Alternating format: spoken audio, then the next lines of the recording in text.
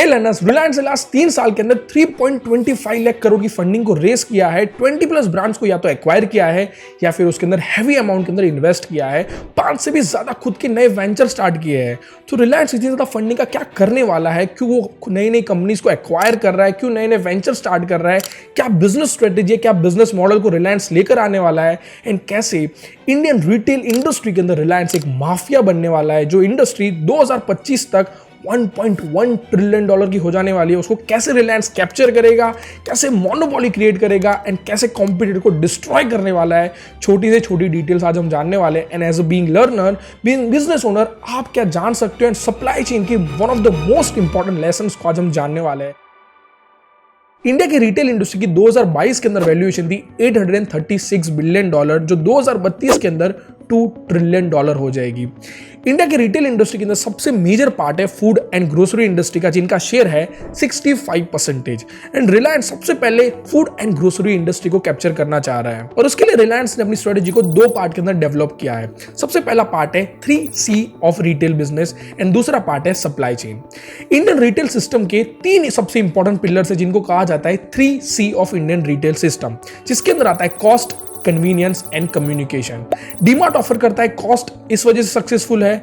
Big basket and Grofers offer करते हैं convenience, जिसकी वजह से वो सक्सेसफुल है। एंड पतंजलि ऑफर करता है स्ट्रॉन्ग कम्युनिकेशन, जिसकी वजह से वो सक्सेसफुल है। कॉस्ट, इंडिया एक प्राइस सेंसिटिव मार्केट है एंड इंडिया के अंदर 75% लोग 5 लाख रुपए से कम कमाते हैं सालाना। 100 रुपए की प्रोडक्ट को 99 में भी सेल करते हो तो भी इंडियन कंज्यूमर के लिए, कस्टमर्स के लिए आप ज्यादा प्रेफरेबल ऑप्शन हो। एंड हमेशा इंडियन की जो कस्टमर है वो सस्ता एंड अच्छा सबसे पहले ढूंढते हैं। दूसरा सी है कन्वीनियंस, यानी कि इंडियन कंज्यूमर को आप कितना ज्यादा कंफर्टेबल फील करवाते हो उसके हिसाब से वो आपको चूज करते हैं।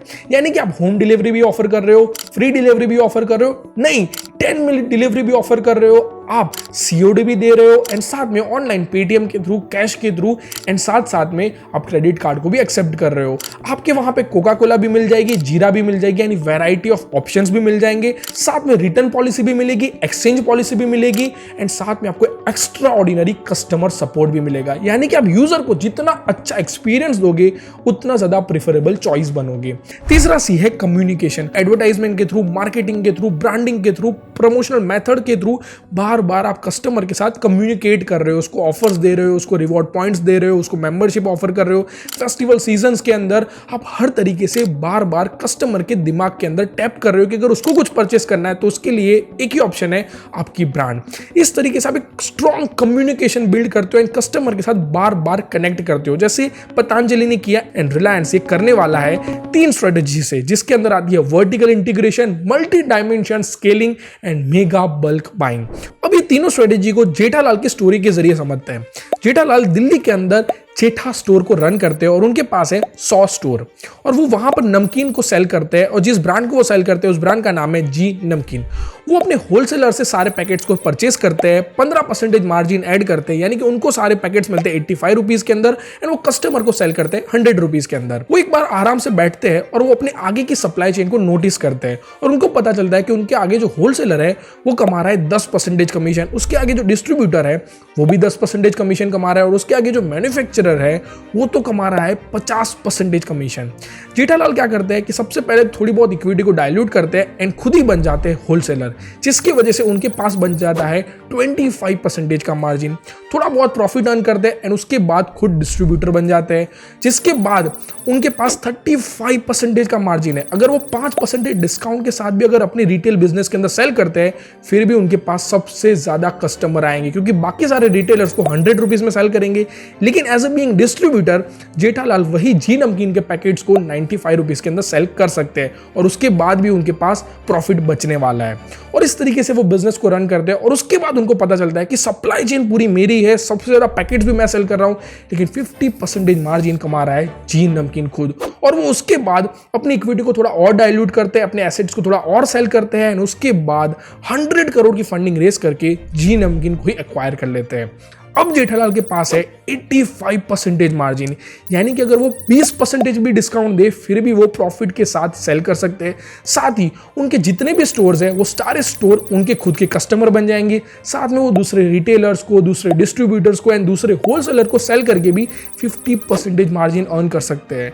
इस तरीके से जेठालाल ने बैकवर्ड इंटीग्रेशन का यूज किया एंड 85% मार्जिन को अचीव किया। अब उनके पास मोर कंट्रोल है, मोर पावर है एंड मोर प्रॉफिट है, जिसकी वजह से वो आगे जाकर और भी प्रॉफिट अर्न कर सकते हैं, अपने बिजनेस को एक्सपैंड कर सकते हैं। हमारे रिलायंस के मोटा भाई मुकेश अंबानी ने भी ये चीज नोटिस की कि रिलायंस के स्टोर है 17,000 रिटेल स्टोर और वो 7,000 सिटीज के अंदर फैले हुए हैं, लेकिन फिर भी वो लैग कर रहा है सप्लाई चेन के अंदर। और उसके बाद उन्होंने बैकवर्ड इंटीग्रेशन भी किया एंड फॉरवर्ड इंटीग्रेशन किया।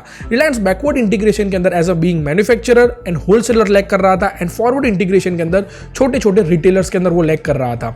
उसके बाद रिलायंस ने अपनी खुद की नई ब्रांड्स या तो लॉन्च करना स्टार्ट की या फिर एक्वायर करना स्टार्ट की, जहां पे सबसे पहला पार्ट था मैन्युफैक्चरिंग का, जहां पर रिलायंस अपनी खुद की एफएमसीजी ब्रांड लेकर आ रहा है जिसका नाम है इंडिपेंडेंट, जो गुजरात के अंदर लॉन्च भी हो चुकी है। दूसरा उसने क्या किया कि छोटी मोटी जितनी भी एफएमसीजी ब्रांड्स है उसको भी एक्वायर करना स्टार्ट कर दिया, जिसके अंदर कैंपा कोला हो गई, सोसियो जो फेमस कोल्ड ड्रिंक है उसके अंदर भी रिलायंस ने 50% स्टेक हासिल कर लिया है। एंड उसके अलावा स्नैक टेक जैसी छोटी मोटी कई सारी कंपनीज को भी उसने स्टार्ट कर दिया है, जिसकी वजह से रिलायंस के पास मैन्युफैक्चरिंग पावर आ जाए।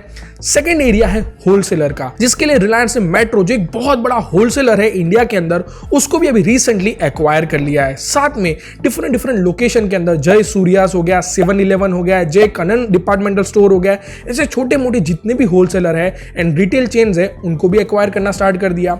तीसरा इंपॉर्टेंट एरिया है रिटेल चेन्स। रिलायंस के पास रिलायंस फ्रेश हो गया, रिलायंस स्मार्ट हो गया, ऐसे कई सारे स्टोर्स तो थे ही, लेकिन उसके अलावा अपने बिजनेस को और एक्सपेंड करने के लिए उन्होंने फ्यूचर ग्रुप को भी एक्वायर कर लिया, जो 24,000 करोड़ की डील थी, जिसकी वजह से बिग बाजार, एफबी बीब एंड कई सारी मल्टी ब्रांड्स उनके अंडर में आ गई। उसके अलावा रिलायंस ने जो fourth and most important area था, जिसकी वजह से रिलायंस 7,000 सिटीज के अंदर नहीं लेकिन 17,000 गांव के अंदर पहुंच सकता है, उसके ऊपर फोकस किया। रिलायंस के सबसे बड़े कॉम्पिटिटर्स है छोटे मोटे लोकल किराना स्टोर, और उनके साथ कॉम्पिटिशन में ना जाकर रिलायंस ने उनके साथ कोलैबोरेशन किया। अगर रिलायंस खुद छोटे छोटे स्टोर्स ओपन करने जाता तो उसके लिए उसको ज्यादा मैन पावर भी लगती, ज्यादा लैंड को एक्वायर भी करना पड़ता एंड एक्सपेंसेस भी बढ़ते। इसीलिए रिलायंस ने लोकल किराना स्टोर्स को ही कन्वर्ट करना स्टार्ट कर दिया जियो मार्ट के अंदर। यानी कि अगर आप कोई लोकल किराना स्टोर रन करते हो तो आप रिलायंस के साथ कोलैबोरेशन करके अपने लोकल किराना स्टोर को सिर्फ 24 आवर्स के अंदर जियो मार्ट के अंदर कन्वर्ट कर सकते हो, जहां पर आपको प्रोफेशनल एंड एडवांस सर्विसेज मिलेगी, एडवांस टेक्नोलॉजी मिलेगी एंड सबसे मोस्ट इंपॉर्टेंट सबसे सस्ती एंड हाईएस्ट मार्जिन वाली प्रोडक्ट मिलेगी, जहां पर आपका प्रॉफिट काफी ज्यादा बढ़ने वाला है। रिलायंस खुद मैन्युफैक्चरिंग करने वाला है, जिसकी वजह से वो अपने जियो मार्ट में सबसे ज्यादा सस्ता सेल कर पाएगा। साथ ही उसके पास होलसेल बिजनेस है, रिटेल चेन है इंडिया की सबसे बड़ी, एंड साथ ही छोटे मोटे जियो स्टोर्स भी है, जिसकी वजह से इन सबके बिहाफ पे रिलायंस डायरेक्ट ब्रांड के साथ डील करेगा, जिसकी वजह से नेस्ले हो गया, आईटीसी हो गया, यूनिलीवर हो गया, वो सबसे ज्यादा सस्ता रिलायंस को देने वाले हैं, क्योंकि रिलायंस की जो क्वांटिटी होगी ऑर्डर की वो सबसे बड़ी होगी, क्योंकि पूरी सप्लाई चेन के बिहाफ में एक ही इंसान ऑर्डर करने वाला है।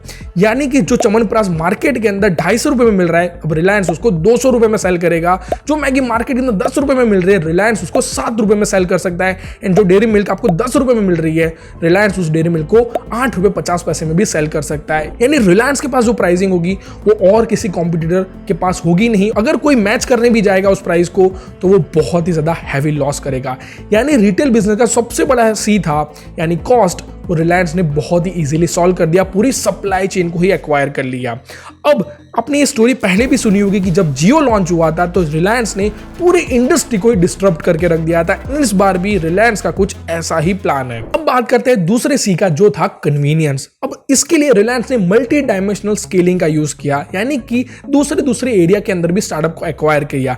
10 minute delivery, home delivery, free delivery, उसके लिए रिलायंस ने ग्रैब एंड मिल्क बास्केट जैसे लॉजिस्टिक स्टार्टअप को एक्वायर कर लिया। एंड साथ में बहुत बड़ा स्टार्टअप जिसके पास बहुत वाइड एरिया नेटवर्क है एंड साथ में एम्प्लॉइज है, ऐसे डंजो के अंदर $200 मिलियन का इन्वेस्टमेंट किया।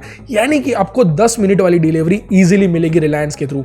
अगर आप ऑनलाइन ऑर्डर करना चाहते हो तो भी रिलायंस की एप्लीकेशन अवेलेबल है, ऑफलाइन ऑर्डर करना चाहते हो तो भी अवेलेबल रहेगा, जहां पर आपको जियो मार्ट हो गया, रिलायंस की रिटेल चेन होगी, उसका सपोर्ट मिल जाएगा। क्योंकि रिलायंस सारी ब्रांड के साथ कोलैबोरेशन करने वाला है, जहां पे कोका कोला से लगाकर फ्रूटी, जहां पर मैगी से लगाकर यिप्पी, यानी सारी ब्रांड आपको एक ही जगह पर मिल जाएगी। एंड साथ में हैवी डिस्काउंट भी मिलेगा, एंड वहां पर एक्सचेंज हो गया, रिटर्न हो गया, ये सारी चीजें आपको मिलने वाली है। यानी जो कन्वीनियंस है वो आपके लिए बेस्ट ऑफ द बेस्ट रहने वाला है, जहां पर रिलायंस एक वर्ल्ड क्लास सर्विस को देने वाला है, जैसे जियो में रिलायंस ने दी थी।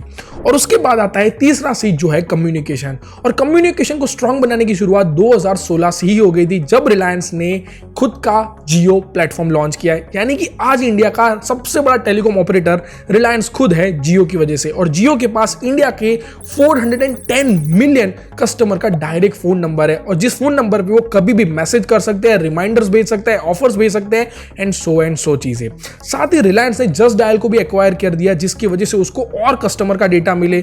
साथ ही रिलायंस ने फेसबुक के साथ पार्टनरशिप की है, जिसकी वजह से वो व्हाट्सएप का एंड फेसबुक का सपोर्ट ले सकता है। यानी कि अब आप रिलायंस की कोई भी product easily Facebook and WhatsApp के थ्रू ऑर्डर भी कर सकते हो।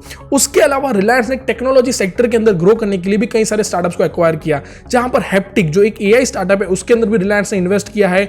न्यू फ्लोट जैसे एक आईटी सास बेस्ड कंपनी को भी एक्वायर किया है, एंड साथ में मल्टी लैंग्वेज सपोर्ट के लिए रेवरी जैसे स्टार्टअप को भी एक्वायर कर लिया है, जिसकी वजह से वो अच्छे से अच्छा यूआई डेवलप करेगा, एप्लीकेशन डेवलप करेगा, एंड एआई के थ्रू बहुत ही अमेजिंग यूजर एक्सपीरियंस प्रोवाइड करेगा, जिसकी वजह से रिलायंस आपको नए नए ऑफर्स देने वाला है, नई नई मेंबरशिप ऑफर करने वाला है, फ्रीबीज देने वाला है, एंड इतनी ज्यादा चीजें ऑफर करने वाला है जिसकी आपने कभी इमेजिनेशन भी नहीं की होगी, जिसकी वजह से आपको एक ही हैबिट लगे, एक ही ब्रांड याद आए, और वो होगी रिलायंस, रिलायंस और रिलायंस। तो इस तरीके से रिलायंस ने तीनों सी को कवर किया, एंड साथ में सप्लाई चेन का भी यूज किया, जहां पर कॉस्ट, कन्वीनियंस एंड कम्युनिकेशन। आज रिलायंस के पास मार्केटिंग के सपोर्ट के लिए फेसबुक एंड व्हाट्सएप का सपोर्ट है, कॉस्ट को सेव करने के लिए पूरी सप्लाई चेन रिलायंस की खुद की है, एंड साथ में टेक्नोलॉजी के अंदर भी रिलायंस की खुद की कंपनीज है। लेकिन यहां पर कैच ये है कि जो डीमार्ट हो गया, या फिर अदानी हो गया, फिर टाटा हो गया, बिरला हो गया, वो ऐसे ही रिलायंस को ये इंडस्ट्री सौंप देने वाले नहीं है। वो डेफिनेटली वो भी ऐसी स्ट्रेटेजी को प्लान आउट कर रहे हैं, जिसकी वजह से वो रिलायंस को भी इस इंडस्ट्री के अंदर बीट कर सकते हैं। लेकिन वो कौन सी स्ट्रेटेजी रहेगी, कौन से मॉडल रहेंगे, उसके लिए आपको हमारे चैनल को सब्सक्राइब करना पड़ेगा, एंड साथ में बेल आइकन को प्रेस करना पड़ेगा, जिसकी वजह से आपको नेक्स्ट केस स्टडी के बारे में नोटिफिकेशन मिल जाए।